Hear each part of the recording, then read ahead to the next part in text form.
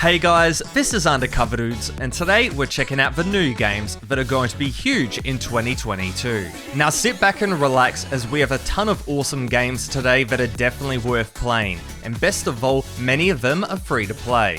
If you enjoyed this video, please feel free to subscribe so you don't miss out on any new games. And while you're down there, tell me in the comments what's your favourite game you're playing right now. But with that said, let's get straight into it. First up today is Frontlines, a brand new first-person shooter that really is taking things to the next level. Frontlines is definitely a Call of Duty-like experience, featuring fast-paced movement, slick gunplay, and sliding to top it off.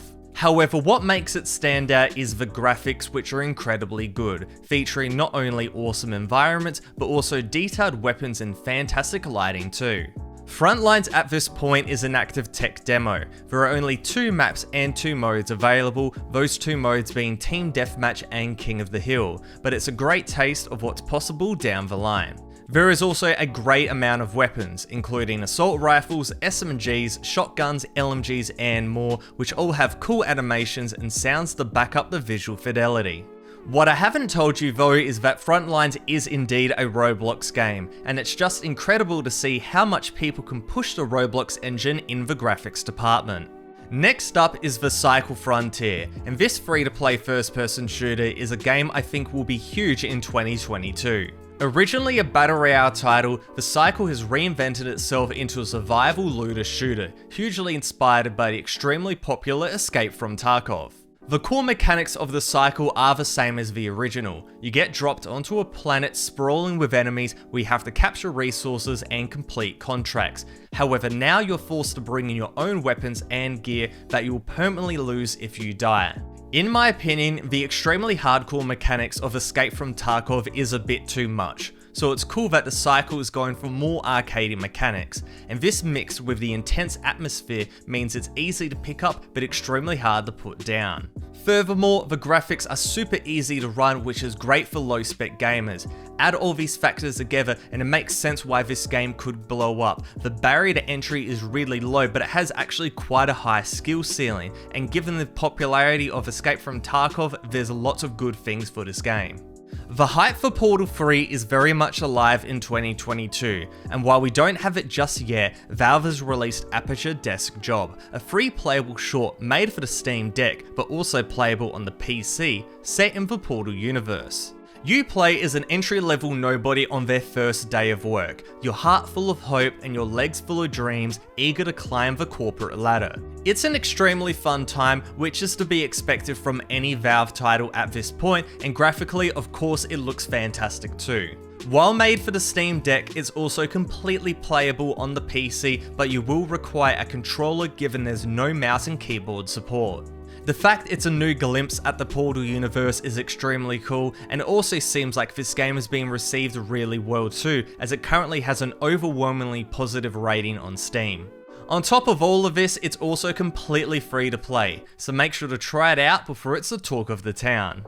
WW3 is an online multiplayer first-person shooter, hugely inspired by Battlefield and other large-scale tactical shooters, and is setting itself up to be the true Battlefield killer.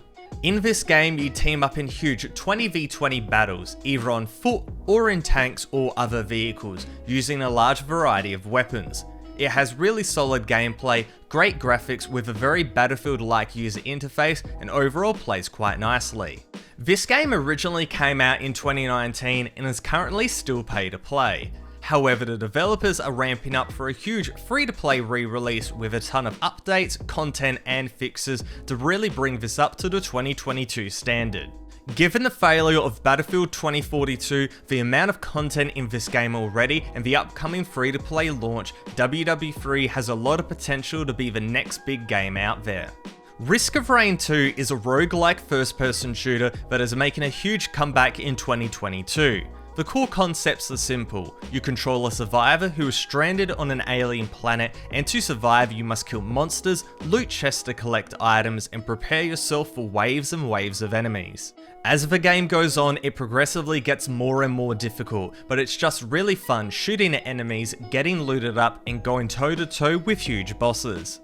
Graphically, this game looks sick. It's got the low poly animated visuals that put the focus directly on the gameplay, and best of all, it's also quite low spec, as you only need an early generation i3 processor and a GTX 580.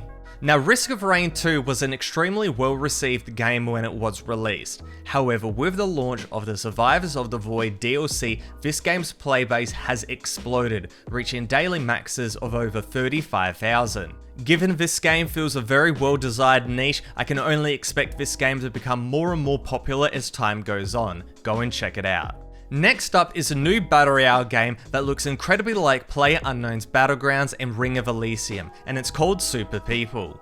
This game is Battle Royale through and through. Hop in with your squad, kill some enemies, and be the last team standing, and the actual game mechanics like moving and shooting feel exactly like PUBG. The big differentiator with this game though is its unique classes and abilities, along with the addition of leveling up, crafting, and efficient looting. It looks at the success of PUBG and not only iterates on the formula, but makes it more accessible too. As always, there's a nice assortment of weapons, but they're upgradable as well to an extreme extent, and they also synergize with certain classes, so there's lots to think about. The map is great too, it's detailed and big, but for each match it goes in sections out a certain spot, so you're always in the action. I've mentioned this game before, but the closed beta for Super People has just ended, and even with PUBG going free to play, it had a very healthy player base, so I'm super excited to see what happens for this game's full release. Make sure to subscribe so you keep updated with this game. Forspoken is the next game on this list, and this action role-playing title published by Square Enix could definitely be the biggest sleeper hit this year. Forspoken follows the journey of Frey, a young New Yorker transported to the beautiful and cruel land of Athea, a plotline we've seen in many animes, but not so much in video games. Forspoken focuses on open-world action RPG gameplay, in particular utilizing magical parkour and platforming techniques for fast-paced traversal across the world.